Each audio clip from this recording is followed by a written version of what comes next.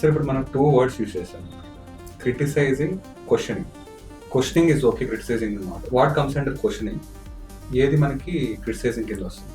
Questioning in the sense when we're prepared our self to question something. Questioning అన్న meaning ఏంటంటే ఇక్కడ మనం ఒక పర్టికులర్గా ఒక డెసిషన్ తీసుకున్న గవర్నమెంట్ని, ఇది మీరు ఎట్లా డెసిషన్ తీసుకున్నారు, I mean to say that మీరు తీసుకున్న డెసిషన్ వల్ల సో అండ్ సో పీపుల్ యొక్క రైట్స్ వైలేట్ అవుతున్నాయి. లైక్ ప్రమోషన్స్ కానీ, సర్వీసెస్కి వచ్చేటప్పటికి ప్రమోషన్స్ కానీ, లేదా ఇప్పుడు రీసెంట్గా మనం మాట్లాడుకుంటే ఏపీ గవర్నమెంట్లో ఒక జియో ఇష్యూ చేశారు. ఏంటిది అంటే రెగ్యులరైజింగ్ ఆఫ్ అన్ఆథరైజ్డ్ ల్యాండ్.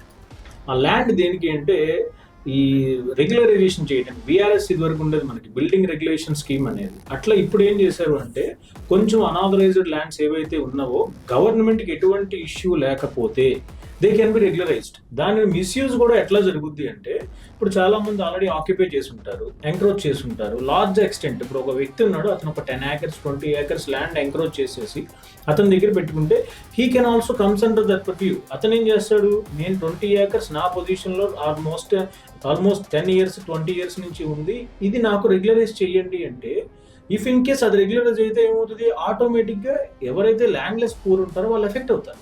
ఇప్పుడు గవర్నమెంట్ యొక్క పాలసీస్లో allotment of land, granting of pattas అనేది ఎట్లా ఇస్తారు, ఎవరికైతే ల్యాండ్లెస్ పూర్ ఉంటారో వాళ్ళకి ల్యాండ్స్ అలాట్ చేసి కల్టివేషన్ చేసుకోమంటారు. ఇఫ్ ఇన్ కేస్ ఇట్లాంటి కనుక ఎంక్రోచ్మెంట్స్ ఆ 10 to 20 acres జరిగి అది రెగ్యులరైజ్ చేయడం జరిగితే that will indirectly affects the landless poor. ఇక్కడ పూర్ పీపుల్ని ఎఫెక్ట్ అవుతుంది కదా, మనకున్న రైట్ ఏంటి? Then we can only question that. మనం క్వశ్చన్ చేయడం అంటే we can file a writ petition, public interest litigation under article 226 before the high court.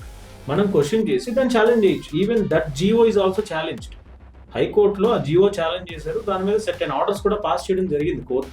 So ఇది క్వశ్చనింగ్. ఇది మనం ఏంటి, we have followed a procedure and we gather some information.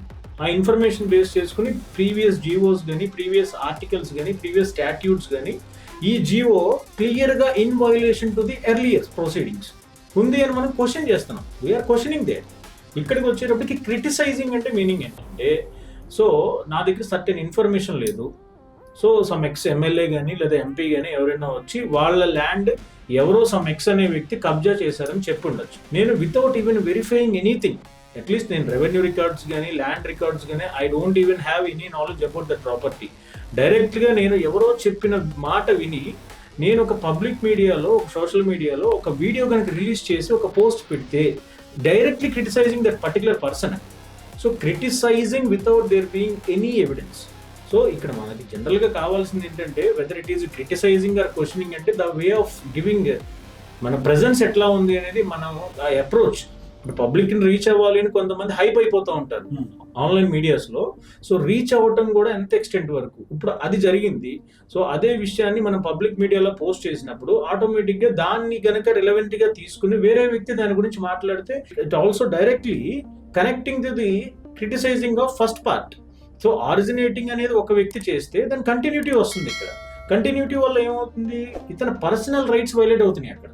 So ఆ criticising అనేది ఎప్పుడైనా మనం చేసేటప్పుడు we have to do some minimum work.